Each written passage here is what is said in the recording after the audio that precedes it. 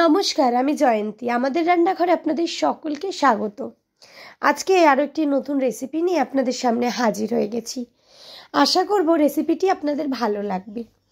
যদি ভালো লাগে অবশ্যই কিন্তু লাইক, কমেন্ট, শেয়ার করতে একদমই ভুলবেন না।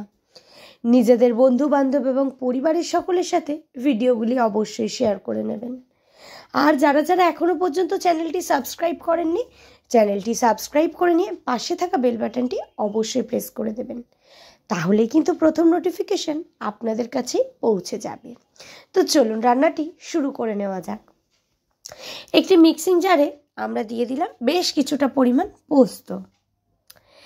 এর সাথে দিলাম বেশ কিছুটা পরিমাণে চারমগজ। আজকে কি রেসিপি বানাচ্ছি সেটাই তো বলা হলো না, বলছি। আজকে আপনাদের সাথে আমি কিন্তু শেয়ার করব চিকেন চাপের রেসিপি। এই চিকেন চাপটা কিন্তু আজকে আমি প্রথমবার তৈরি করছি। তো চলুন দেখে নেওয়া যাক কীভাবে বানাচ্ছি। তো আর দিয়েছিলাম কাজু বাদাম। তো এটা শুকনো অবস্থায় ভালো করে কিন্তু গ্রাইন্ড করে নিয়েছি।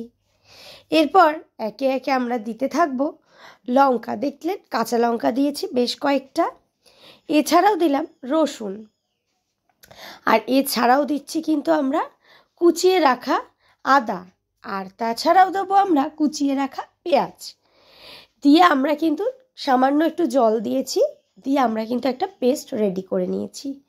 তো আমার এই ভিডিওগুলি কেমন লাগে আপনারা কিন্তু অবশ্যই কমেন্টস করে জানাবেন। এছাড়াও আপনারা কীরকম ধরনের ভিডিও দেখতে চান অবশ্যই কমেন্টস করবেন। আমি চেষ্টা করব কোনো রেসিপির ওপর বা কোনো ট্যুর ব্লগের ওপরে কিছু করার, তাহলে নিশ্চয়ই আমি চেষ্টা করে দেখব। তো আমাদের ওইদিকে যে সমস্ত উপকরণগুলি আমরা দিয়ে দিয়েছিলাম মিক্সিং জারে, ওটা পেস্ট হয়ে গেছে।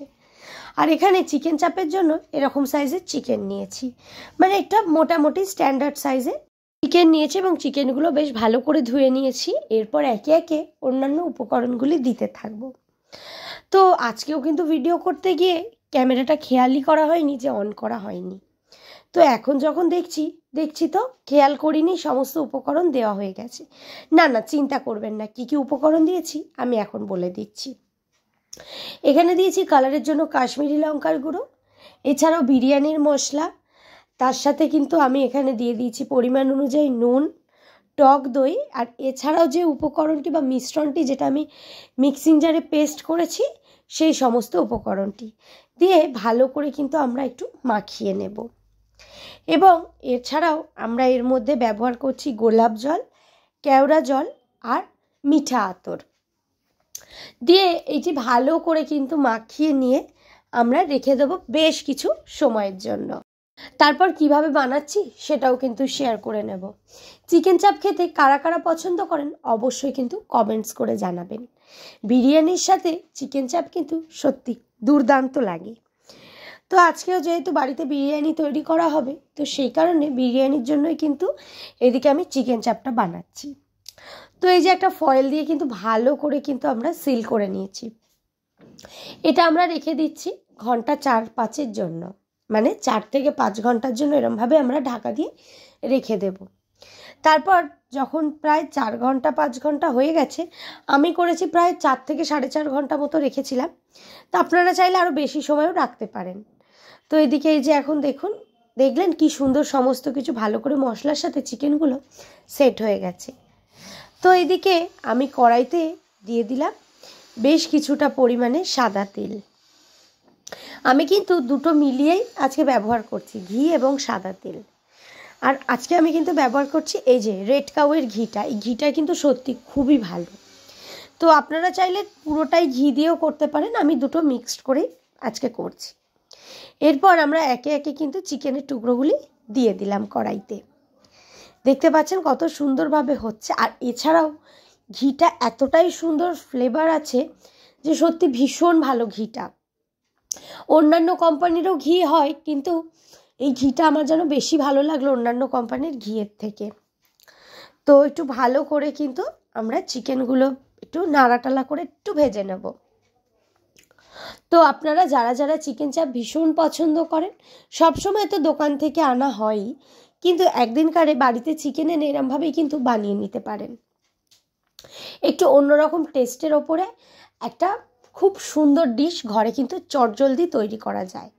তো যেটা দেখলেনই তো, খুব বেশি উপকরণের প্রয়োজন নেই।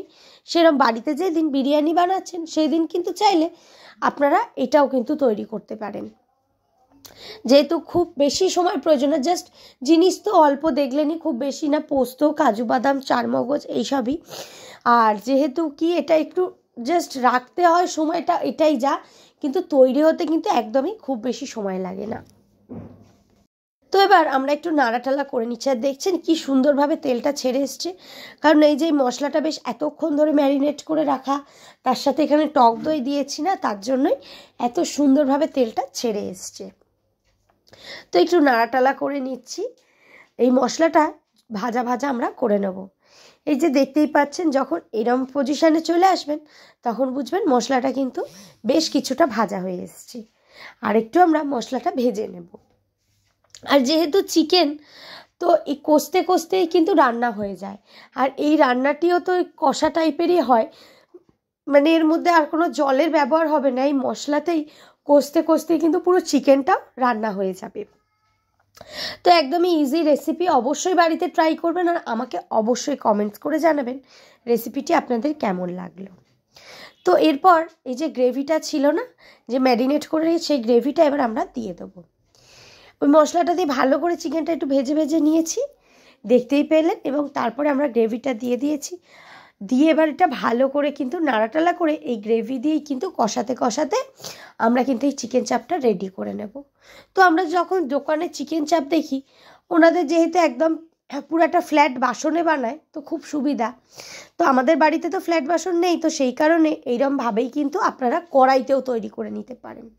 কারণ অনেকের মনে হতে পারে যে দোকানে কি সুন্দর ফ্ল্যাট বাসনে বানায়, তো কড়াইতে কি আদৌ তৈরি করা সম্ভব? হ্যাঁ, অবশ্যই সম্ভব। এই যে দেখুন, আমি কিন্তু আজকে কড়াইতেই এটা তৈরি করছি, কারণ ওরম ফ্ল্যাট বাসন আমাদের বাড়িতে ছিল না, সেই কারণে। তো একটু নাড়াটালা করে নিয়ে একটু কষিয়ে নিলাম। তারপর এই যে দেখুন কি সুন্দর তেলটা ছেড়ে এসছে, দেখতেই পাচ্ছেন। তো এবার আমাদের রান্নাটা কিন্তু কমপ্লিট হয়ে গেছে বেশ কিছুক্ষণ কষানোর পর। তারপর নামানোর আগে আমি কিন্তু এখানে ঘিটা দিলাম, এবং ঘিটা দিয়েও কিন্তু আমি একটু ভালো করে মিশিয়ে দিচ্ছি। ঘিটা দেওয়াই কিন্তু ফ্লেভারটা আরও দুর্দান্ত হয়েছিল। তো কেমন লাগলো রেসিপিটা অবশ্যই কমেন্টস করে কিন্তু জানাবেন। তো চলুন এবার একটা প্লেটে সার্ভ করে দিই। তো রেডি হয়ে গেছে আজকে আমাদের চটজলদি চিকেন চাপ। তো কেমন লাগলো রেসিপি অবশ্যই কমেন্টস করে জানাবেন। দেখা হবে আবারও আপনাদের সাথে নতুন কোনো ভিডিও খুব তাড়াতাড়ি। ততক্ষণের জন্য সবাই ভালো থাকবেন, সুস্থ থাকবেন। সকলকে অসংখ্য ধন্যবাদ।